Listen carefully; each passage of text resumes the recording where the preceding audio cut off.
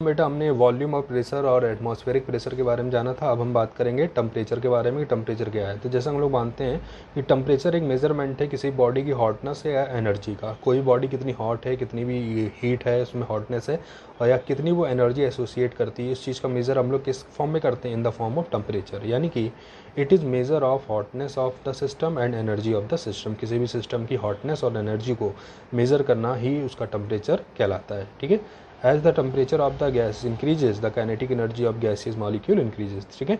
तो हम लोग जैसा जानते हैं जब हम गैस का टेम्परेचर इंक्रीज़ करेंगे तो उसमें जो प्रेजेंट जो गैसेस मॉलिक्यूल है उनका भी टेम्परेचर क्या करेगा, इंक्रीज़ करेगा, जिस वजह से गैस जो होते हैं मॉलिक्यूल वो क्या करते हैं, मोशन करने लगते हैं। ऐसा होने से उनकी काइनेटिक एनर्जी इंक्रीज़ कर जाएगी। तो टेम्परेचर के इंक्रीज़ करने से गैसेस के काइनेटिक एनर्जी भी क्या कर जाती है, इंक्रीज़ कर जाती है। SI unit of temperature is kelvin. ठीक है। टेम्परेचर की एसआई यूनिट क्या होती है, केल्विन होती है। इसके अलावा kelvin equal two degree Celsius plus 273, यानी केल्विन को अगर हमें डिग्री सेल्सियस में कन्वर्ट करना है तो उसमें 273 क्या करते हैं, ऐड कर लेते हैं।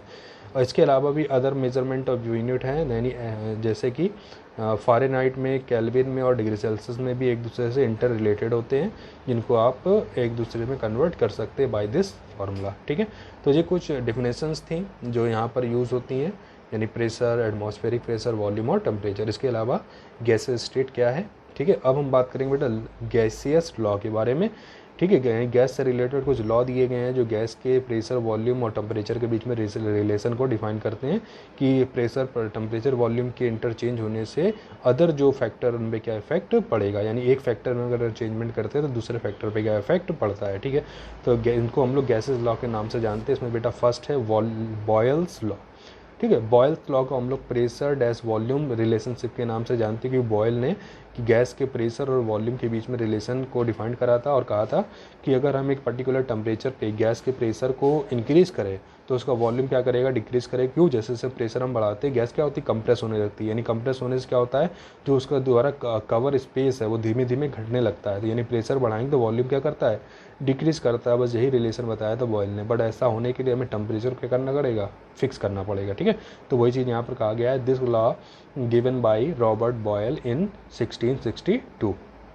According to this law, for a fixed amount of gas at constant temperature, volume of a gas is inversely proportional to the pressure of a gas। यानी कि जैसे जैसे हम एक पर्टिकुलर टेम्परेचर पर गैस के प्रेशर को जैसे जैसे हम बढ़ाएंगे, गैस का वॉल्यूम क्या करता है, कंप्रेस होने लगता है, घटने लगता है। जैसे अगर हम एक पिस्टन की बात करें, ठीक है, तो पिस्टन में क्या होता है, जैसे जैसे हम उसके ऊपर प्रेशर अप्लाई करते हैं, प्रेशर पिस्टन जो होता है नीचे की ओर खसकने लगता है। यानी उसमें तो जो गैस भरी होती है वो धीरे धीरे कंप्रेस होने लगती है। यानी कि अभी ज़्यादा जगह घेरी थी, अब धीरे धीमे क्या हो गया, घटने लगा।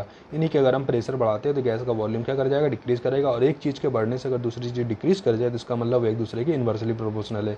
तो वही बोला गया है कि पर्टिकुलर टेम्परेचर पे किसी भी गैस का जो प्रेशर होता है वो वॉल्यूम के क्या होता है, इन्वर्सली प्रोपोर्शनल होता है। यानी कि जैसे जैसे हम प्रेशर बढ़ाएंगे वॉल्यूम क्या करेगा, डिक्रीज कर जाएगा। यानी P is inversely proportional to 1/V। But temperature को हमें क्या रखना है, कांस्टेंट रखना है, क्योंकि टेम्परेचर अगर चेंज होगा तो वॉल्यूम ऑफ द गैस भी चेंज हो जाता है। ठीक है। फिर प्रोपोर्शनलिटी का सिंबल हटता है बेटे, कांस्टेंट आता है, वहाँ पर हमने क्या ले लिया, K का यहाँ पर एक कांस्टेंट है। ठीक है। और यहाँ से हम निकाल देते हैं PV इक्वल टू क्या आ जाता है, K। ठीक है। यानी PV इक्वल टू क्या हो जाता है, कांस्टेंट हो जाता है। अगर हम एक से ज़्यादा गैसेस का यूज़ करें, यानी फॉर 2 और more gases at constant temperature, ठीक है, तो उनके प्रेशर और वॉल्यूम भी क्या होंगे, अलग अलग होंगे। ऐसा होने पर क्या हो जाएगा बेटा, P1 V1 बराबर P2 V2 बराबर P3 V3, जो भी आपको लिखना डेड डैश इक्वल टू क्या हो जाएगा, कांस्टेंट। ठीक है। फिर हमें क्या मालूम बेटा, एज डेंसिटी इज जो होती है वो इन्वर्सली प्रोपोर्शनल होती है किसके, वॉल्यूम की। ठीक है। यानी कि इसका मतलब क्या हुआ, जैसे कि हम लोग जानते हैं for D equal to M/V होता है, और यहाँ पर हम लोग जो गैस की क्वांटिटी ले रहे हैं वो फिक्स ले रहे हैं। यानी कि मास ऑफ द गैस जो फिक्स है, यानी कि यहाँ पर जो M वैल्यू है वो क्या हो जाएगा, कांस्टेंट हो जाएगा। इसका मतलब क्या हुआ कि जो डेंसिटी है वो वॉल्यूम के इन्वर्सली प्रोपोर्शनल है। यानी कि अगर हम इस लॉ को हम लोग डेंसिटी के फॉर्म में भी रिप्रेजेंट कर सकते हैं। यानी कि आप कह सकते हो कि जो प्रेशर होता है वो डेंसिटी के क्या होता है, डायरेक्टली प्रोपोर्शनल होता है। यानी प्रेशर जैसे जैसे बढ़ेगा तो वॉल्यूम क्या होता है, घटता है, और वॉल्यूम घटेगा तो पर्टिकुलर जो पार्टिकल होते हैं गैस के वो पास पास आने लगते हैं, इस वजह से डेंसिटी बढ़ जाती है। यानी कि प्रेशर बढ़ाने से डेंसिटी बढ़ जाती है। यानी प्रेशर जो होता है वो डेंसिटी के डायरेक्टली प्रोपोर्शनल होता है, यानी अगर डेंसिटी के फॉर्म में इसको रिप्रेजेंट करना चाहें तो P/D इक्वल टू कांस्टेंट आ जाएगा। तो अगर फॉर 2 एंड मोर गैसेस के लिए लिखना चाहे तो क्या हो जाएगा बेटा, P1/D1 is equal to P2/D2 is equal to constant. ठीक है, तो ये था आपका बॉयल्स लॉ। और बॉयल्स लॉ के बेटा कुछ सिग्निफिकेंस है जिनको हम लोग कहाँ पर इसका यूज़ होता है, किस तरह से इसको हम लोग डिफाइन करते हैं अदर रिलेशन के लिए। तो वही चीज़ है यहाँ पर, सिग्निफिकेंस ऑफ बॉयल्स लॉ। तो सिग्निफिकेंस ऑफ बॉयल्स लॉ क्या बताता है, compressibility of gases is proved by Boyle's law।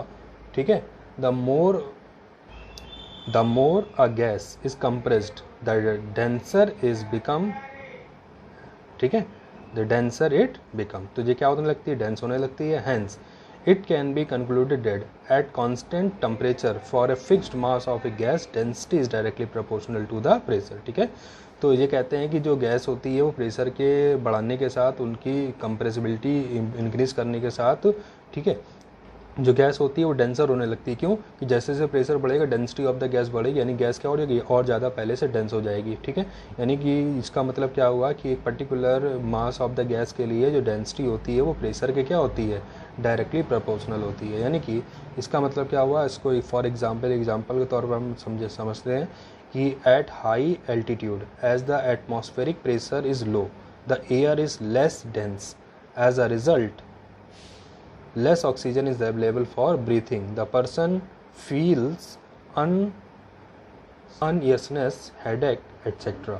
This is called altitude sickness और anoxia। ठीक है, तो होता क्या है कि बेटा जैसा कि हम लोग जानते हैं कि जैसे जैसे प्रेशर इंक्रीज़ करता है वैसे वैसे density of the gas increase करेगी। बट होता क्या है, जैसे जैसे हम एल्टीट्यूड पे हाई एल्टीट्यूड पे जाते हैं, यानी कि पहाड़ों पर जैसे ट्रैवल करते हैं, तो वहाँ पर क्या होता है, एटमॉस्फेरिक प्रेशर कम होता है। अब बताओ, जब एटमॉस्फेरिक प्रेशर कम होगा तो डेंसिटी ऑफ द गैस क्या होगी, कम हो जाएगी, यानी जो गैसेज है वो लेस डेंस होगी, यानी लेस अवेलेबल होगी। तो इस वजह से हमें जो सांस लेते हैं तो उसमें हमें कम गैस मिल पाएगी, और ऐसा होने से हमें क्या होगा, एनॉक्सियस होगा, हेडेक होगा।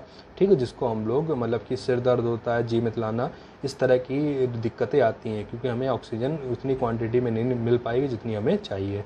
और इसी प्रॉब्लम्स को हम लोग नाम देते हैं एल्टीट्यूड सिकनेस या एनॉक्सिया। ठीक है, तो ये था आपका बॉयल्स लॉ और उसका सिग्निफिकेंस। ठीक, अब नेक्स्ट वीडियो में हम बात करेंगे चार्ल्स लॉ की। ठीक है, तो आज के वीडियो में इतना ही। नेक्स्ट टर्न पे हम लोग चार्ल्स लॉ के बारे में जानेंगे। ठीक है।